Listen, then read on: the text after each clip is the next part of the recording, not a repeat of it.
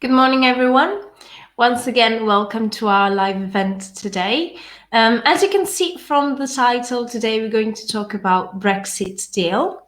So first of all, I want to welcome you all to this event today and to say that I hope that you are enjoying your Christmas holidays, you're relaxing a little bit, and I really wanted to be here with you even during your holidays, if someone's on holiday. So I hope you will appreciate our presence in your houses also today. So as you can see from the title, today we're going to talk about Brexit, the Brexit deal. I believe that you've been reading about this. Maybe you heard about it on the news, or you've read about it on the internet. And this very long agreement has come to an end, let's say. So they are actually finally reaching agreements, and we've been talking about deal and no deal. So these terms are often used when talking about British current affairs and the Brexit. So the agreement between the UK and the European Union. So we've talked about economic repercussions, and people talk about financial agreements to be made, but let's not forget there is a human factor to this matter. So people's lives are going to be directly affected by the choices being made, and this is what I want to talk to you about today. So we're going to read an article taken from The Guardian that doesn't really talk about Brexit in itself when it comes to the decisions that are being made and have been made so far, but it talks about how people's lives are going to be affected. In addition to that, I thought it would be quite interesting for you, also because it talks about how language can make your life easier or hinder you in the process of moving away from the country where you were born. So we're going to talk a little bit about Brexit and a little bit about language learning. The article that I've chosen for you today is fairly easy. Okay, so the language is quite simple. However, I've decided I'm going to focus a bit more on grammar, on the structures that are present in the text, because I think it's a good opportunity to have a look at what's going on the page in front of us when we're reading an article and understand the choices made by the journalists. All right, so I'm going to start reading and commenting the article now. It's taken from The Guardian, as I told you, and the title is Bonjour Europe, Britons are turning to learning languages like never before. And I think you can already understand from the title that the British people, as you know, they don't really need to speak other languages that well when they travel, for example, because kind of everyone speaks English a little bit. And so this title really catched my attention. Okay, it caught my attention and was interesting to read about how this trend has been changing. So Britons is a term that we use when we talk about British people. There are some cases in which we have a noun that is different from the adjective when we talk about the people from a country. So, for example, we have Italian as an adjective and Italians as the people that live in Italy, for example, that come from Italy. While in some cases, like in the case of Britain, we have different terms. One is over here, it's Britons. We have other examples, for example, Poland or Scotland, we have the Poles and the Scots, or Polish and Scottish people.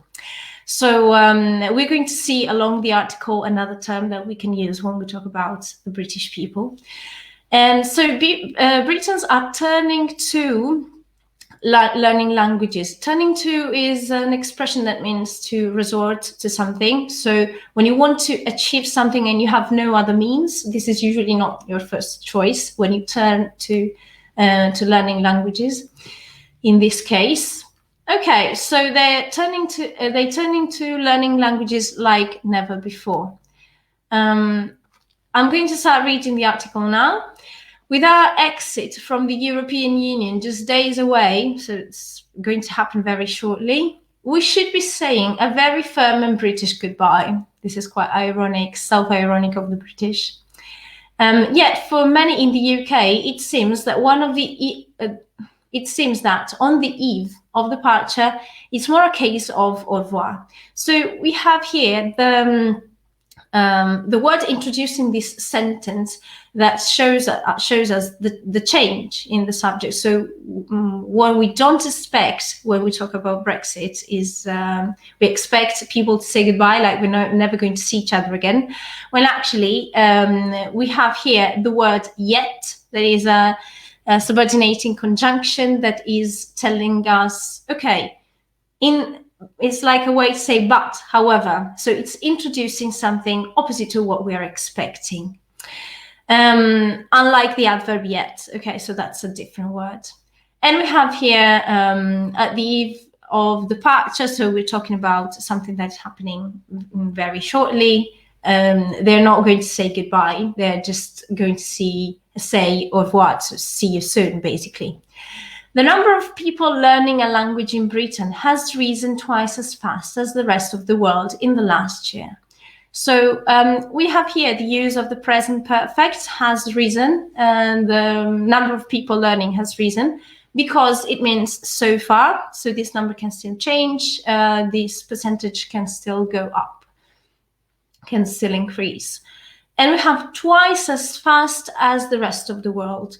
This use of the preposition as, it's quite common when we compare data, when we compare information. According to online platform Duolingo, and one of the fastest growing groups in those is learning French. So lots of people are learning French, and it's the fastest growing group. So it's the group that's growing faster than any other one. So have a look at the order of words over here. It's quite interesting for the Italians, that we completely do things a different way. Thousands more are learning Spanish, German, Italian, or other EU languages, with some of them hoping to improve their language skills to a level where they qualify for citizenship of a European Union, of a European country. We have here this the introduction of the topic of people from the UK that live somewhere else in Europe that now need to take some measures in order to be able to stay in the country where they've been living for years now. Maxine Brown, a 27-year-old second-year economics student, has been learning Danish for the last 6 months with the intention of moving to Denmark.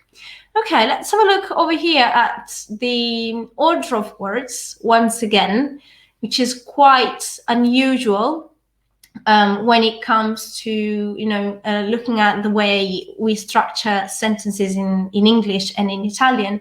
We have a series of words preceding the word student that are modifiers. We call them modifiers because they kind of describe the word that comes after them. So we have a 27-year-old second-year economics student. All of these words come before students because it modifies this noun. And 27-year-old, it's written all together with hyphens, linked by hyphens, because it's a compound. We call it compound. So Maxine Brown has been learning Danish for the last 6 months. Here we have a present perfect continuous. The emphasis is on the duration of the activity, on the activity rather than the result. So it's something that's been lasting for the last 6 months with the intention of moving to Denmark to pursue a postgraduate degree and work in environmental projects. Okay, let's have a look at with the intention of moving. Here we have preposition that's followed by a verb, so of, and then we have the verb to move. So after the preposition, verbs mostly go, in many cases, go into the ing form. So that's why we have of moving to Denmark. To pursue, to obtain, to gain a postgraduate degree and work in environmental projects. And here we have a quote by Maxine.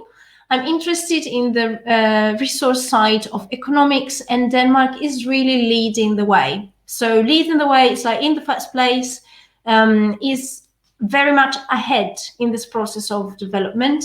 So it's the best country where she can study this, basically. So I started learning Danish in May. We have here, I'll call your attention to this, I tell this to my students all the time. Verbs like start, finish, begin are usually followed by ing form. So I started learning Danish in May. Very quickly, I was able to start reading newspapers, and I joined online forums to really immerse myself and started listening to the radio to pick up the tones and the sounds. Okay, so I was able to start reading newspapers, and I joined online forums. We use here, I was able to, when we talk about specific ability in the past, rather than can, we use to be able to, okay, in the past version of it. To really immerse myself and started listening, once again, started plus ing.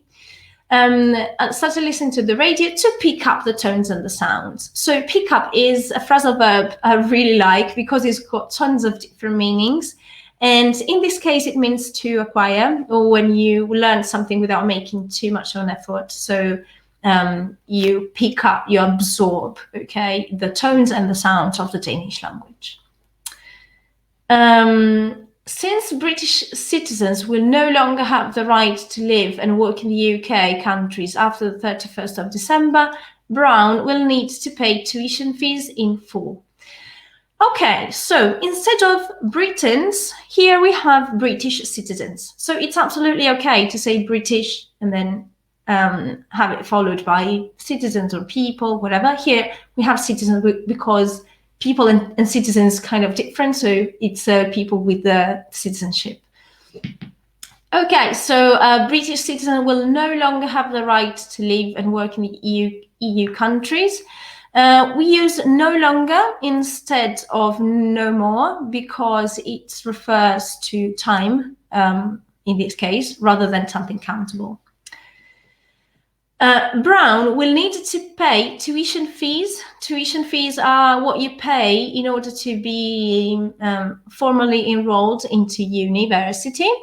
She will need to pay tuition fees in full, so all of it, and needs a residence permit, which requires a grasp of Danish. So we have a grasp of Danish means good understanding and good ability to speak.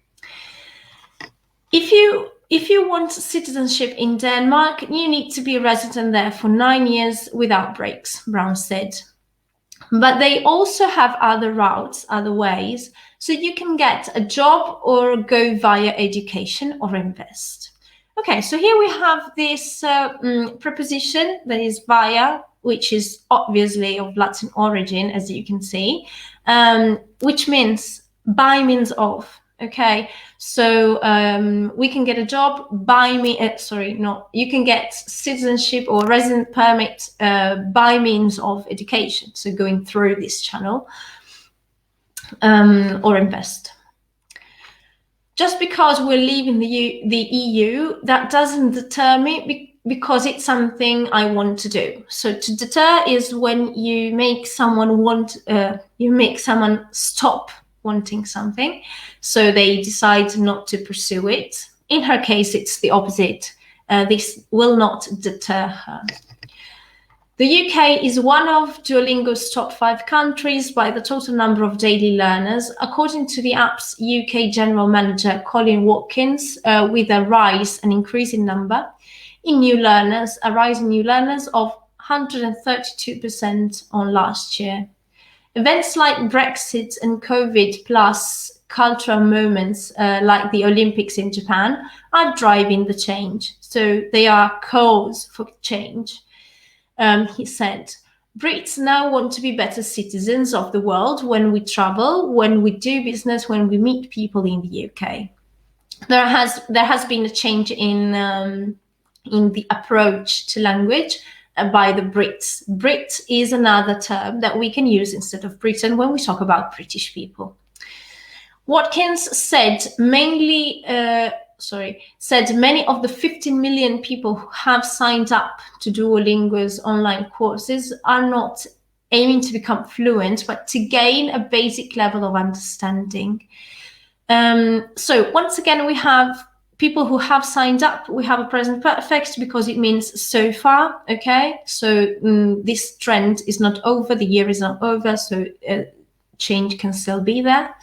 They don't want to become fluent, but to gain a basic level of understanding. So to achieve a basic level, obtain a basic level.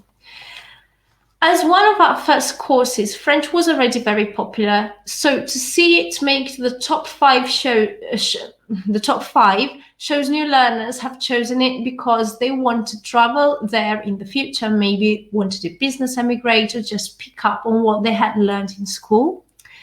Other language learning apps are seeing similar increases in numbers. Memrise saw a large increase in the new users in March, and 70% of people using its platforms are learning Spanish or French, while German, Italian, and Japanese are also popular.